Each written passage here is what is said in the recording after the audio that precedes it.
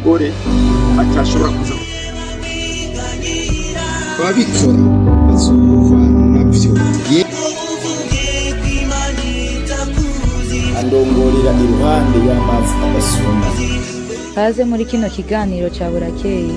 Mugaho icyo bikora cyose turumva ko ijambo ry'Imana rigomba kutubwira ingene ukwiye gusenga. Vyugushima Imana wongere uyitazire kugira uhazwe n'ubuntu bwayo kuri uno munsi mushasha Imana ikorera.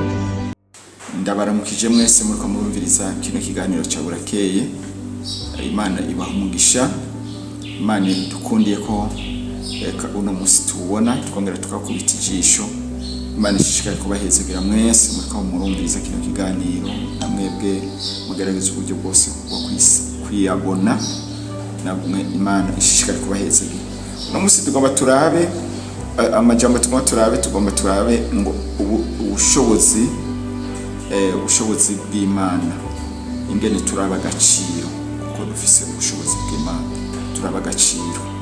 Ego abantu umuntu ashobora kugwana intambara akayigwana, mugaho icyo bikora cyose arabayigwana bagomba kuyigwanisha inkomezi zabo. Mugaho ijambo ry'Imana rigomba kutubwira ko twebwe nyene dukwiye kugwana nk'abana b'Imana, kuko turabagaciro, dushoboye gushingura uburimbi bwose aho buba bushinze bwose. Reka dusome amajambo ari mu gitabo mu cete candikiwe abikorindi cete ca 2 igice n'icumi. Turasoma ku murongo wa 3 avuga ngo naho turi mu mubiri ntitugwana mu buryo bw'umubiri, kuko ibigwanisho vy'intambara yacu atari ivyo mu buryo bw'umubiri, ariko imbere y'Imana bifise ubushobozi bwo gushingura karimbi, dushingura impari n'igishizwe hejuru cose cyashiriweho kurwanya ukumenya Imana, dufata mpiri ivyiyumvirwa mu buryo bwose, mu mutima vyose, no kubigomorera Kristo. Imana nishimwe cyane. Ni amajambo rero tugomba turabe ubu ingene twebwe turabagaciro. Ko turabagaciro twebwe kera sogokuru wacu Adamu yaragararije Imana, amaze kugarariza Imana, hama muri ico gihe yaciye atandukana n'Imana. Byaciye bituma atandukana n'Imana, muri ko gutandukana n'Imana byatumye Imana imuba kure kubera icyaha. Mugabo hagezeho igihe Imana iza kurondera umwana w'umuntu. Urumva ingene Imana ari nziza, urukundo rwayo, iza kurondera umwana w'umuntu, irazira murondera imusanga aho yarari. Muri ibi byavuze ngo nariko ndadobera mu ruzi rw'urupfu, ahandi nawe yariko aravuga ngo yasanze nkomeretse nkwasomoza umuti. Twari ahantu twari mu bikomere, twari ahantu twitwa nk'abapfuye. Mugabo Imana yoyo kubera urukundo rwayo yemera kuza kuturondera, nico gituma turabagaciro. Umviriza amajambo rero, aya majambo twumva neza, aratubwira neza ngo ingene intambara zacu dukwiye kunigana. Twe ntituganiganisha imigere, ntituniganisha amakofe, oya, tuniganisha imitwe, oya. Kandi ntitushobora kuniganisha imipanga, ntishobora kuniganisha imihoro, ntishobora kuniganisha amahiri, oya, ntishobora kuniganisha inkoho, amasasa, amagrenade, oya, amabrende, oya. Mugabo twebwe ibigwanisho byacu dufise nivyo mu buryo bw'imwemu. Imana nishimwe cyane, nivyo mu buryo bw'imwemu. Kandi abo tunigana ngo tubisoma hariya mu Banyefeso igice ni ca 6 ku murongo w'10 ngo turemeshwerezwe muri mwemu, hanyuma ngo intambara ngo abo tunigana sabe inyama n'amaraso, ariko tunigana n'impwemu n'abakuru bo mu kirere. Kandi abo kugira ngo tubagwanye dushobora kubagwanisha ibigwanisho byo mu buryo bw'impwemu. Nico gituma ngaha rero hatubwira ngo kuko ibigwanisho vy'intambara zacu atari vyo mu buryo bw'umubiri, oya, si vyo mu buryo bw'umubiri. Abantu benshi batewe n'abadayimoni bagomba kugwanisha inkomezi zawe, ariko nagomba kugira inama, reka kugwanisha inkomezi zawe, ariko menya neza ko Imana yacu iratugwanira. Dutarika amaboko, dutarika amaboko, kujya ko umusore atsinzwe mu rugamba atarika amaboko amagafatwa mbiri. Natwe iyo Mana ye dutaritse amaboko nayo iraseruka ikaza ikatugwanira kandi ikatuneshereza. Imana nishimwe cyane. Ngo atari ivyo mu buryo bw'umubiri, ngo ariko imbere y'Imana bifise ubushobozi, bifise ububasha. Ivyo bigwanisha dufise byo mu buryo bw'impemu bifise ububasha imbere y'Imana, kuko Imana mugabisha mukuru, nawe mugabisha mukuru jemedari awo nze generali wacu, uwo nawe ni Yesu Kristo. Niwe ashobora kutugwanira, niwe aje imbere akatugwanira, twe tukaje inyuma yiwe, kandi n'umugabo ataneshwa, haba bagutumya amarozi ntareneshwa, haba abaje kukugwanya bafise ibigwanisha ntashobora kuneshwa, kubera ko n'umugabo w'abagabo ashoboye byose kandi arahambaye. Hama twumva ngane neza ngo ariko imbere y'Imana bifise ubushobozi bwo gushingura karimbi. Satani ashobora gushinga karimbi mu muntu, gashinga karimbi ugasanga uwo muntu ni mborego, ugasanga uwo muntu ni umusambanyi, ugasanga uwo muntu ni gisuma. Mugabo ijambo ry'Imana rije tukamubwira ijambo ry'Imana, hama mpemu yera nawe agakora, hama agashingura ubwo burimbi, inyota igahera, inyota igakama ikamuvako mu izina rya Yesu, kubera ko Yesu turi kumwe nawe. Ngo turi mu ntambara y'impwemu. Ngo Satani araryoherwa ntaryoherwa n'impinduka y'ubutumwa bwiza. Iyo ubutumwa bwiza buza gushingura karimbi, buza bugashingura uburimbi bwose Satani yashinze, hanyuma Satani akegera inyuma. Mugabe cyo bikora cyose Satani ntibimunezera, nico gituma agwanya ubutumwa bwiza, agwanya abantu bavuga ubutumwa bwiza. Ariko nagomba nakubwire naho bimeze uko, natwe dufise umugabo w'abagabo ari we Yesu Kristo, ni watugwanira, aratugwanira. Hanyuma ngo ku bantu barenga miliyoni 10 ku mwaka bagenda bumva ubutumwa bwiza,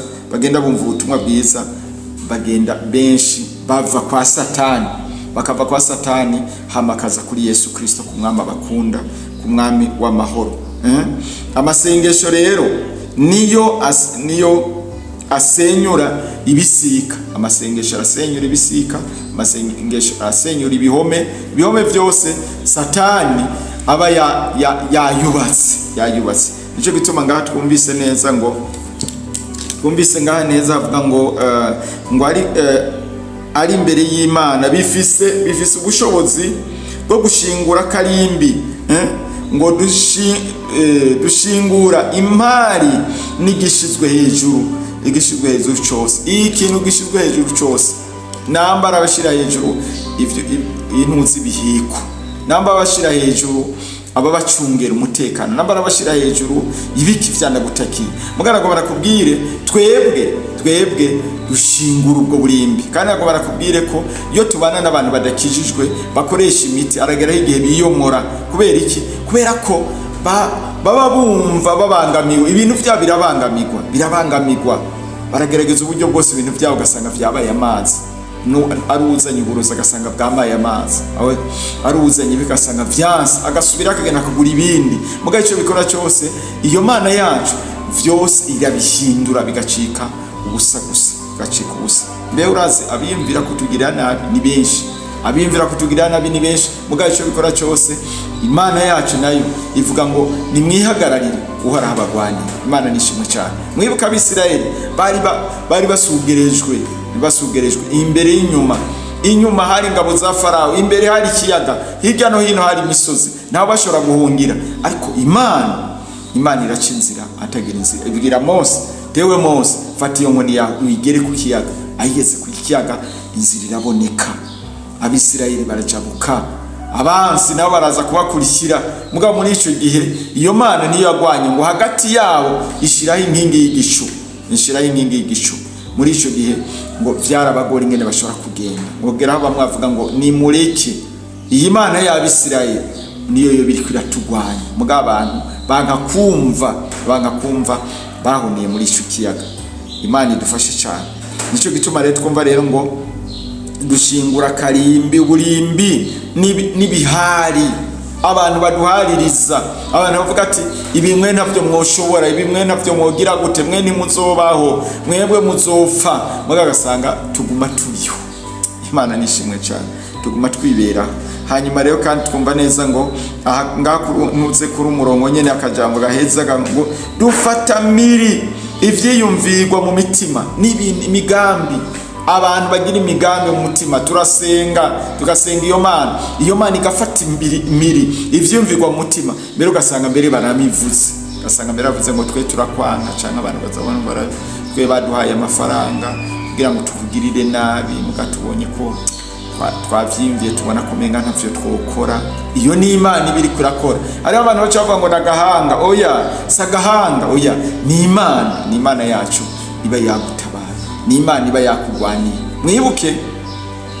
Mwibuke umukozi w'Imana Elisa baje kumutera baje ari abasoda benshi kubera ko ari we yaguma burira Abisirayeli ababwira ati bantuze bagomba kubatera Abasiriya bagomba kubatera muragenda muzibirira hanaka muragenda muzibirira hanaka. Hama muri ico gihe icaciye kihaba cyabaye igiki umwami yabaje ngo nimumbwire uyu muntu yamagera kuvuga amajambo hariya baramubwira toya uyu muntu ni Elisa umukozi w'Imana nibivugirwa munsi y'igitanda arabimenya muri ico gihe icaciye kiba cyabaye iki habaye ko baza ngo baje kumutera yaciye abateyemo uruhumyi hama yera abajanye abashikana ibwami mwami aravuga ngo mbega tubice ntuze Elisa aravuga tuya abantu Imana yagize uko niwo cofata ngo bice ahubwo ni mubagaburire tugaburire umwasi wacu ni mubagaburire mubahe n'amazi banwe muhaye n'ivyo munwa hama bari kure bagende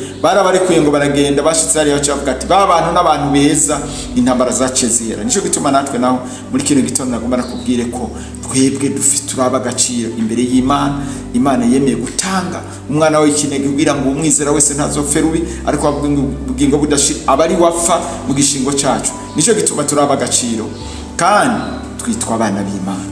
Nico gituma rero nagomba nakubwire nawe utarakizwa uno munsi umuhitemo akubera umwami n'umukiza wawe nawe wasubiye inyuma mugaruke ko hanyuma araguharira nawe uhagaze wirinde ntugwe uhagarare ushikame Yesu ari hafi azotutwara kandi azotugerera impera. Mwese mwariko murumviriza kino kiganiro cya Burakeye. Imana ibaha umugisha.